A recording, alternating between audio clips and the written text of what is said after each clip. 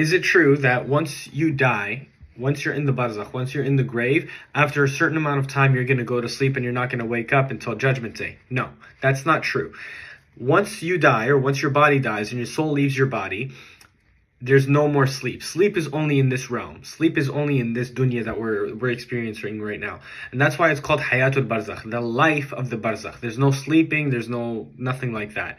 And the life of the Barzakh, it's either a glimpse of the blessings and the bounty and the opulence that you're going to experience in paradise, or it's a ditch of the fire, wal-'iyadhu billah. And in that life, in Hayatul Barzakh, you are either one of three people. You're either one of three people. The first category is a true, sincere believer. The angels, Munkar and Nakir, they come. Who is your Lord? They ask you these three questions. Who is your Lord? What is your way? What is your religion? And who is the messenger that was sent to you? My Lord is Allah. Islam is my way. Muhammad sallallahu alaihi wasallam was my messenger.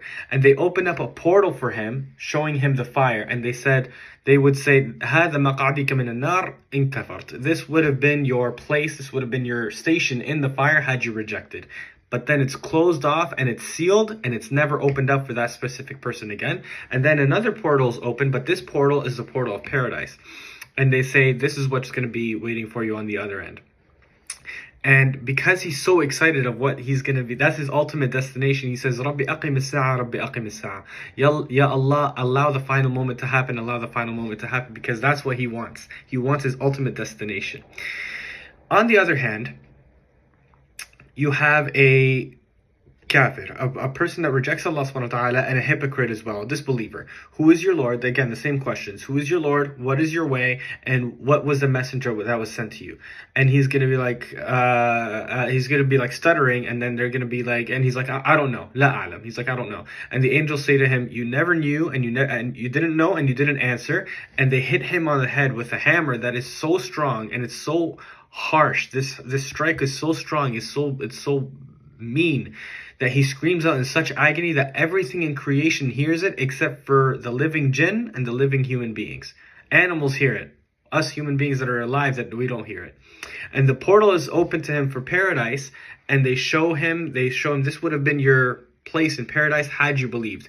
And it's closed off for that person, it's sealed off for that person, and it's never opened up for him again. And then a portal of hell is opened up, and he gets a whiff of its punishment, a whiff of what's going to come to him. And he says, Ya Allah, don't allow the final moment to happen. Don't allow the final moment to happen. Because he doesn't want to go there. He knows that's his ultimate destination. He doesn't want to go there. And as for the last category, is the believer that is disobedient. A believer that is disobedient. And this is the one that commits, major sins and things like that. And this basically is unique to that specific person. The person that completely doesn't care, other people are not as careless, and so on and so forth. So there's those that are punished in the grave for a certain amount of time, and then for the rest of the time in their grave, they're in bounty and blessing until Judgment Day, and then they're going to enter paradise.